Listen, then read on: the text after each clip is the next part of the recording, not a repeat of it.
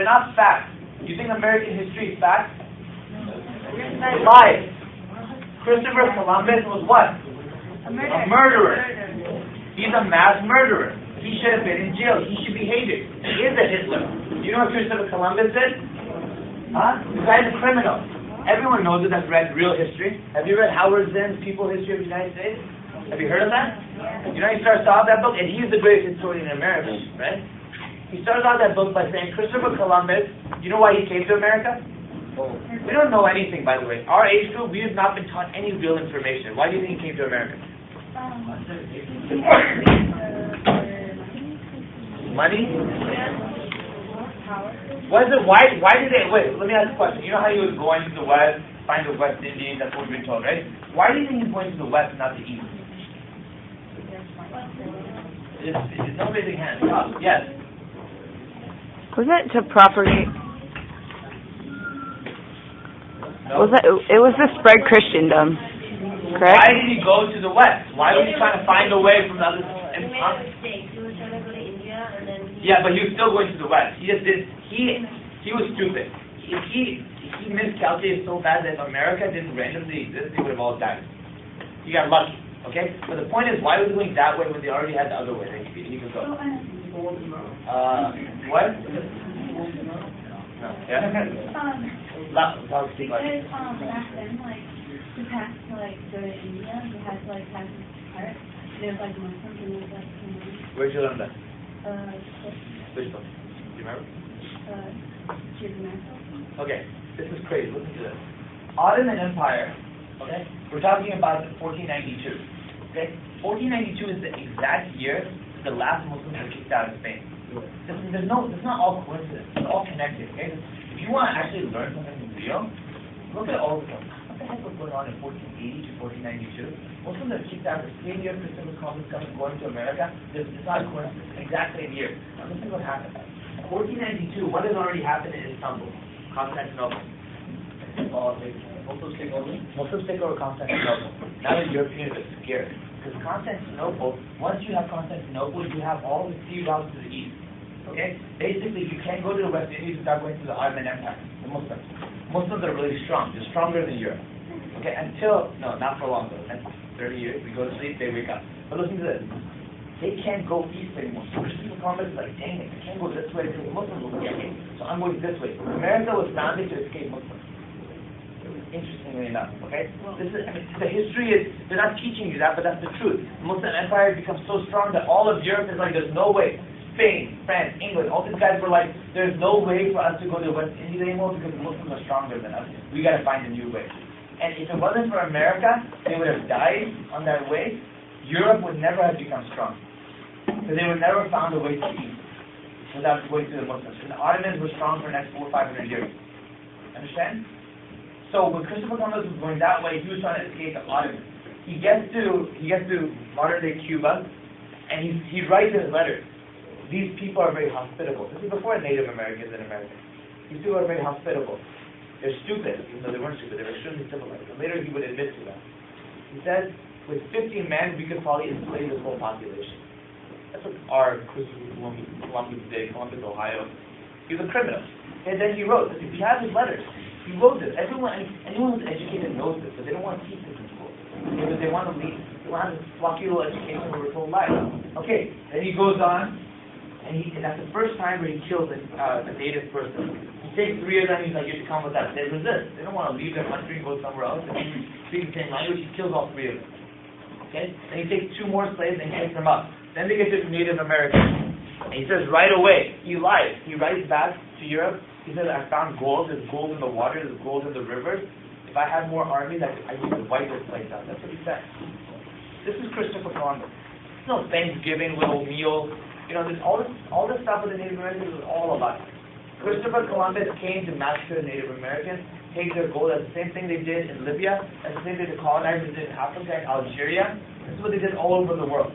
Okay, and Christopher Columbus was another one who just did it 100 years earlier. Okay, so this is history. So if you want to go into something, go into history. We don't have any Muslims doing it. And learn the truth. And then teach it. And don't be one of those conspiracy theorists. No. Learn real facts. Okay?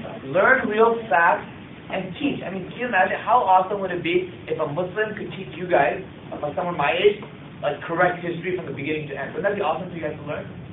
That would be as interesting as learning about the Prophet ﷺ and stuff, right? Because as human beings living in, like as Americans living in this country or Canadians living in Canada, we have to know our history. That's as important, in my opinion, as learning the Sirah. If we want to bring and spread, not only spread Islam, we want to live as good Americans who are committed to Islam. Does that make sense? Yes, please. Like, so many teachers, how can we learn about it? Okay, so this is why part of, number 2 is being a rebel. Part of being a rebel is finding the other rebels. Our Din is a rebel. He's crazy, but he's a genius, and everyone knows he's a genius. I mean, New York Times called him the great master thinker of our time, right? I mean, they know he's a genius, and there's no one that has ever been able to disprove one thing he said never. Noam Chomsky, if you've ever heard of him, the guy is a beast. Okay, he's known as the greatest linguist of our time, but he's also like one of the greatest pro-Palestinian writers. Okay. And he is a giant. No one can touch Noam Chomsky. This one Israeli guy tried to debate him, and he had him in tears within 15 minutes. He said something from his book, that guy's book. And he said, actually, your book says this. And he quoted it. And then he deconstructed the heck out of him. Okay? Noam Chomsky. So part of being a real thinker is getting away from this assigned reading, which all assigned reading stops really, and reading real books. Okay? And taking education on your own and saying that maybe Muslim community doesn't need 200,000 doctors. Maybe one historian would be great. Just one. Not 10, just one. One. 5-6 journalists, an anchor on NBC. I mean, then we don't have to sit around our little, gatherings and say, Israel, Israel, Israel. We actually have some representation in the media. The media is evil, the media. Like, even what I was saying. Yeah, I talked about attacking the media entertainment industry, but why aren't we in there changing them? How are we going to do it just talking about it in camp? Right? None of you guys go into it. Yeah, please. You can read on your own and do your own research, but how do you know which books are correct and which books are... Ask me. Ask other people. Right? If you know people who are somewhat educated, ask them. I can give you 100 books to read. Okay, yeah, but or you can if you find one book, like How Resist People History, right? Go to his citations, read every book that he's read. Go to their citation and read every book, and then tell me you're part of the rebels. Yeah.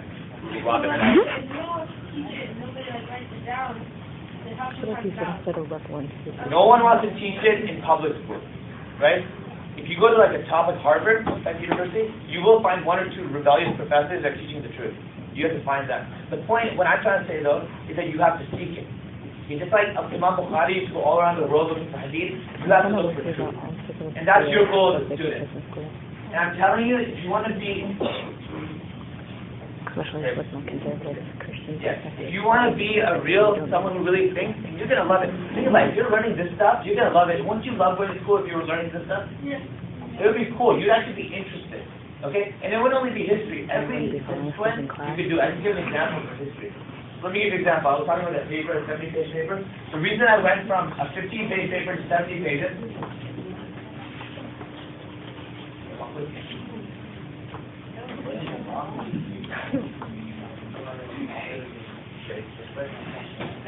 Okay. Dan. No question. Okay. Don't move. Yes. Huh?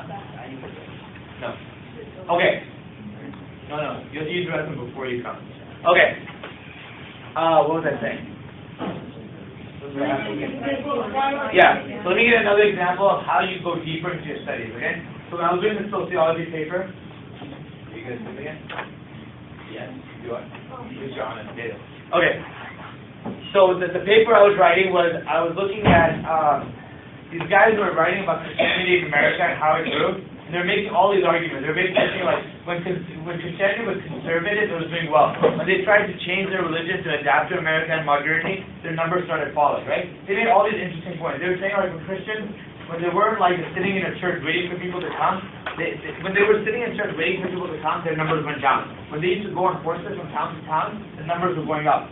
When they had one speaker giving 10 speeches, numbers went down. When there was like 100 speakers, they each had one speech, numbers went up because everyone was involved. Okay? And I read this book. This book is from like over 100 years ago.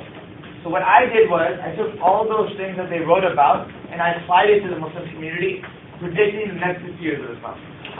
How did it go? It went well, but you understand what I'm saying? So I said, like, all the conservatives, the writers, I made analogies to what groups are following each of these things in America right now, and that means that where will we be in 50 years using this research?